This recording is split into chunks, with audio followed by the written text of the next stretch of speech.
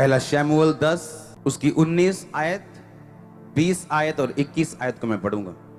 उसने कहा, दर्शी यानी प्रॉफिट तो मैं हूं, मेरे आगे आगे ऊंचे स्थान पर चढ़ जा, क्योंकि आज के दिन तुम मेरे साथ भोजन खाओगे और सवेरे जो कुछ तेरे मन में होगा वो सब कुछ मैं तुझे बताकर विदा करूंगा। और तेरी गधियां जो 3 दिन हुए खो गई थी, उनकी कुछ भी चिंता ना कर, क्योंकि वो मिल गई हैं। इज़राइल में जो कुछ मन भाव है वह किसका है? क्या वो तेरा और तेरे पिता के घराने का नहीं है? शाऊल ने उत्तर देकर कहा, क्या मैं बिन्यामीनी अर्थात सब इज़राइली गोत्रों में छोटे गोत्र का नहीं हूं? क्या मेरा कुल बिन्यामीन के गोत्र के सारे कुलों में छोटा नहीं है? इसलिए तू मुझसे ऐसी बातें क्यों कहता है कि जो कुछ इज़राइल में मन भाव है वो किसका है? सब बोलो आमीन।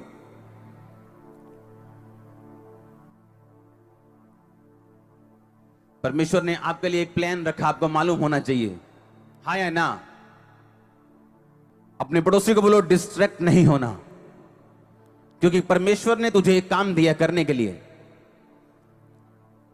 अपनी डेस्टिनी, अपनी मंजिल की पूरी ऊंचाई तक पहुंचने तक अपना ध्यान नहीं हटाना और उसके बाद भी नहीं हटाना। आमीन। सुनो ध्यान से, आपको डिस्ट्रैक्ट नहीं होना।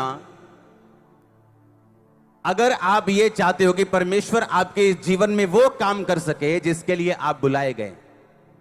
हालेलुया। कभी फौजी देखा है? फौजी देखा है कि नहीं? फौजी देखे है कि नहीं? कैसा होता है वो? पहली बात, आपने कभी फौजी को ऐसे लड़ते देखा है? ये बंदूक उठाई और ये बाल सेट किए, हाँ, कि पता लगे बंदूक चला, लाटक गई आ गई है, तो फिर वो सेट कर रहा है अपनी लाट। हाँ, देखा कभी ऐसा फौजी? फौजियों के बाल कैसे होते हैं? उनको फौजी कट बोलते हैं, छोटे छोटे कर देते बाल। क्यों? ताकि जब ये बंदूक लेके जाए इसके बाल आगे उगे ना आए। ये ना बाल सेट करने दे चक्कर से मथे दे गोली खाती होवे। हाँ, डिस्ट्रैक्ट नहीं होना। डिस्ट्रैक्शन से अच्छा ये है उसके बाल काट दिए जाएं। यीशु मसीह ने कहा, अगर तेरा पांव तुझे ठोकर दे, काट के लंगड़ा होके तेरे राज्य में प्रवेश कर जा। तेरी आंख तुझे ठोकर दे, आंख निकाल दे, काना हो जा, इससे अच्छा कि 2 आंख रहते तू नरक में डाल दिया जाए। वो आंख आपका भाई भी हो सकता है, आपका बेस्ट फ्रेंड भी हो सकता है, आपकी गर्लफ्रेंड हो सकती है, आपका बॉयफ्रेंड हो सकता है जिससे आप प्रेम करते हो। यीशु मसीह ने कहा, डोंट गेट डिस्ट्रैक्टेड। अपना ध्यान नहीं हटाना, ऐसा ना हो उस बंदे के साथ तू नरक में डाल दिया जाए। इससे अच्छा ये है उस कमी को अपनी लाइफ से निकाल दे और काना होके मेरे राज्य में प्रवेश कर जा। फौजी के इसीलिए बाल काट देते हैं। क्यों काटते हैं बाल फौजी के?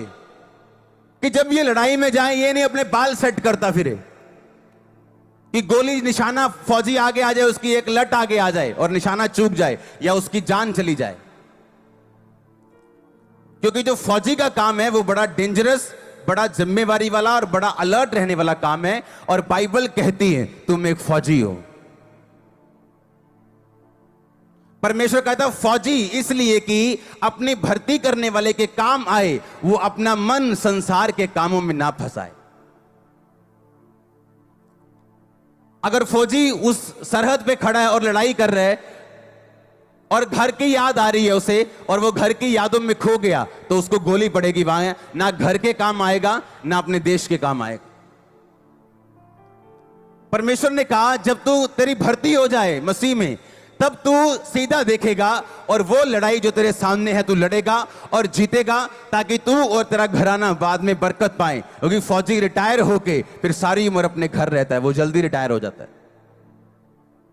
हाँ या ना? फौजियों के लिए तारीफ कर दो एक बार जोर से, आमीन।